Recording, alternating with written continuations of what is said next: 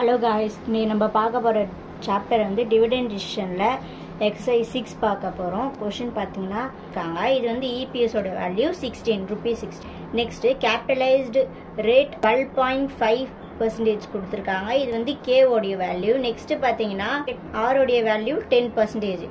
Next pay out பாத்தீங்கன்னா நமக்கு மூணு கண்டுபிடிக்க சொல்லியிருக்காங்க. 25%, 50%, 75%.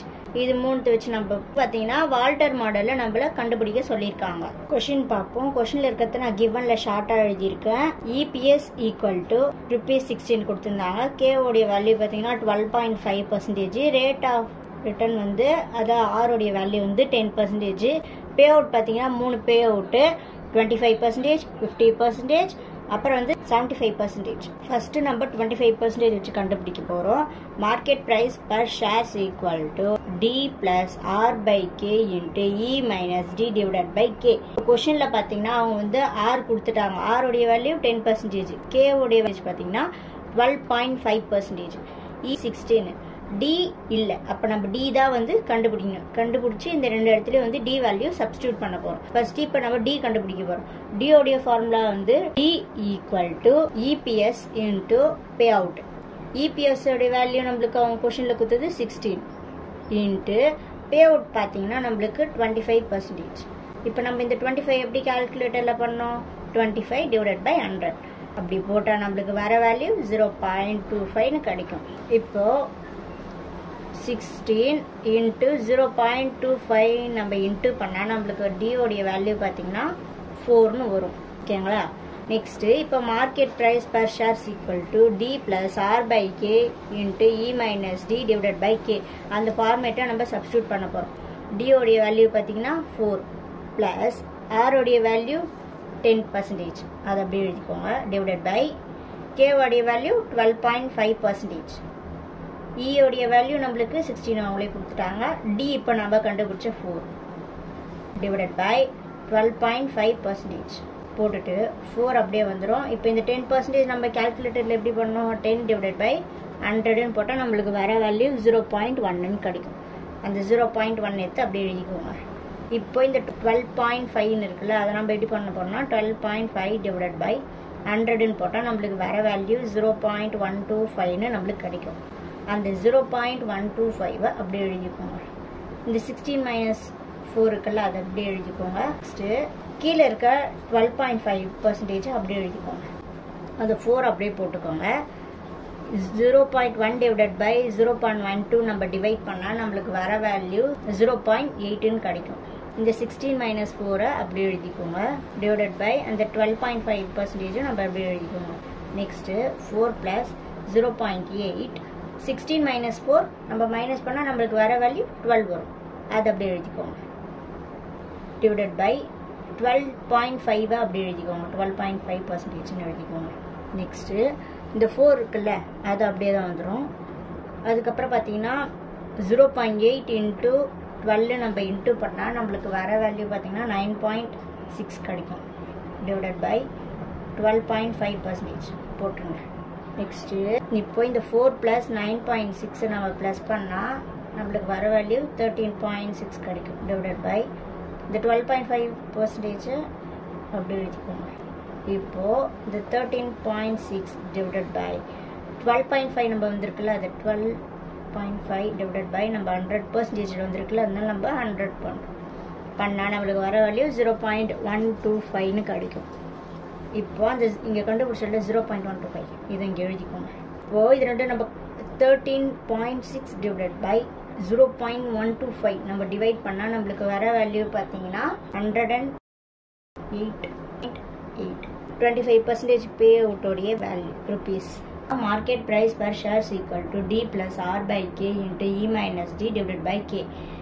R வந்து அவங்க ஆல்ரெடி கொடுத்தது தான் 10%, K உடைய வேல்யூ 12.5%, E உடைய வேல்யூ 16, D தான் எப்போ நம்ம கண்டுபிடிக்க போகிறோம். அப்போ D உடைய formula D equal to EPS into pay out. EPS உடைய வேல்யூ 16 இன்ட்டு பே அவுட் பார்த்தீங்கன்னா இந்த 15 இருக்குல்ல, இதுதான் வந்து பே அவுட். இந்த பாயிண்டோட பே அவுட் நம்மளுக்கு இந்த 16 அப்படியே வந்துடுமா? 50 நம்ம எப்படி பண்ணோம்? 50 டிவைடட் பை 100 பண்ணால் நம்மளுக்கு 0.5 கிடைக்கும்.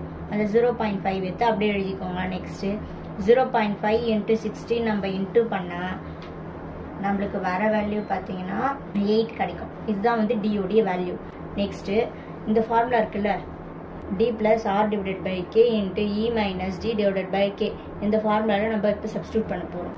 D உடைய வேல்யூ பார்த்தீங்கன்னா இப்போ கண்டுபிடிச்ச 8 ப்ளஸ் R உடைய வேல்யூ 10%. லிட்டரில் பண்ணோம்னா 10 divided by 100ன்னு பண்ணால் நம்மளுக்கு வர வேல்யூ 0.1 கிடைக்கும்.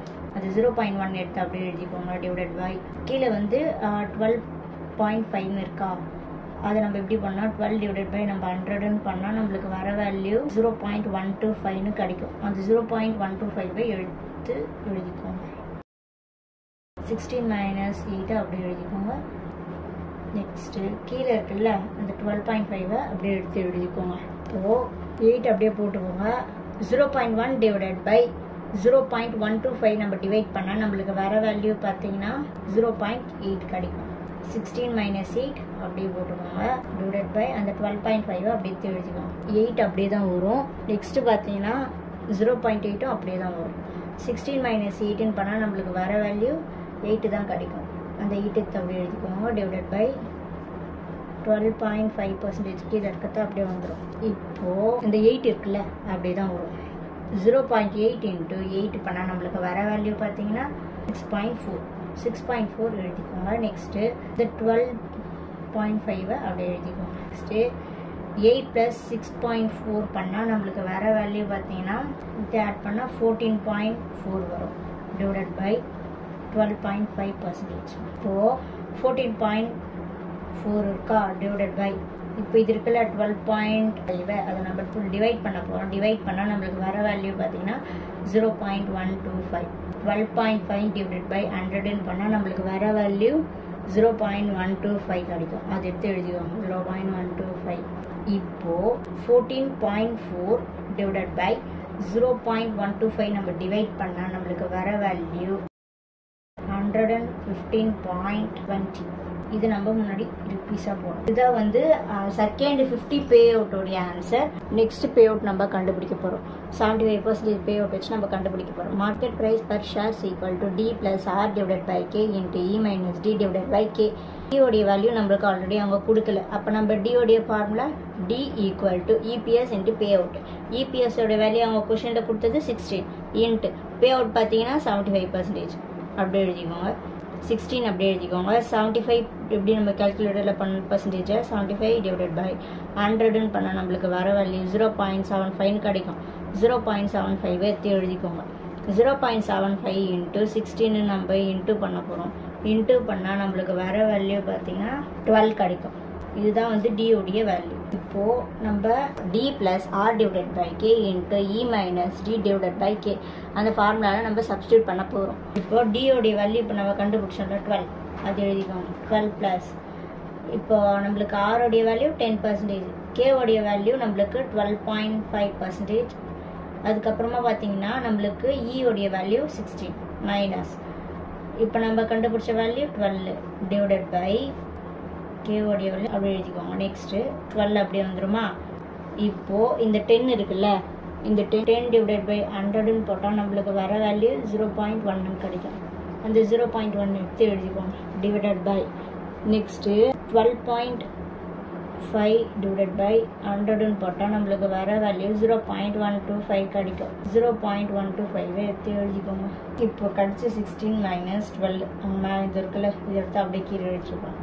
நெக்ஸ்ட்டு கீழே இருக்க 12.5% அப்படியே எழுதிக்கோங்க. நெக்ஸ்ட்டு 12 ப்ளஸ் 0.1 டிவைடட் பை 0.125 நம்ம டிவைட் பண்ணால் நம்மளுக்கு வர வேல்யூ 0.18 கிடைக்கும்.